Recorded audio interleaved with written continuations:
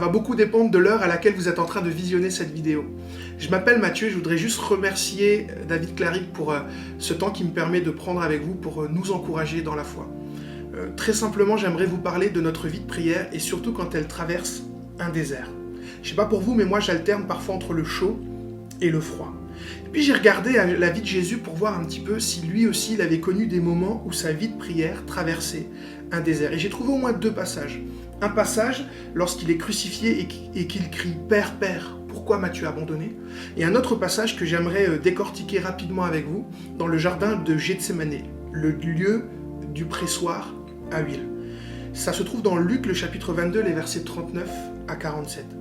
Une des premières leçons, un des premiers encouragements que l'on retrouve, c'est que le récit de Gethsémane nous rappelle la place centrale de la prière. Tout le long du récit, la prière est omniprésente. Un deuxième point qui est intéressant quand on regarde à Gethsémane, c'est qu'on se rend compte que notre vie de prière est le lieu de rencontre entre notre humanité, nos limites, nos combats, nos fragilités et la présence de Dieu, le Saint-Esprit.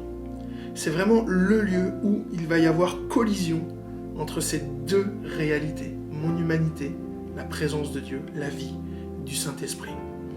Il y a quelque chose aussi de très fort dans ce récit, c'est qu'on ne sait pas si Dieu a répondu à l'instant présent à la prière de Jésus quand il dira « Père, Père, s'il est possible que cette coupe s'éloigne de moi, mais non pas ma volonté, mais ta volonté. » Et ça nous rappelle que prier n'implique pas systématiquement de recevoir une réponse de la part de Dieu. Prier nous emmène davantage à nous abandonner à Dieu. Si je m'arrêtais juste ici pour dire « Tu sais, quand tu pries, tu n'auras pas forcément des réponses de Dieu, mais persévère, sanctifie-toi, continue à faire plus de ceci, plus de cela », je serais en train de passer à côté du message profond que l'Évangile veut nous laisser avec la prière. Il y a un texte dans le Nouveau Testament, et c'est Paul qui va en parler, où Dieu nous apporte une réponse à ses propres silences à lui. C'est dans 2 Corinthiens chapitre 12, le verset 8 à 10, et je voudrais le lire pour toi. Au sujet de cette épreuve, j'ai prié par 3 fois le Seigneur de l'éloigner de moi. Et il m'a répondu, ma grâce te suffit. C'est dans la faiblesse que ma puissance se manifeste pleinement.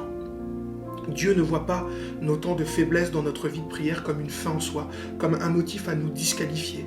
Ce n'est pas parce que nous galérons dans notre vie de prière que nous sommes des sous-disciples, des mauvais chrétiens.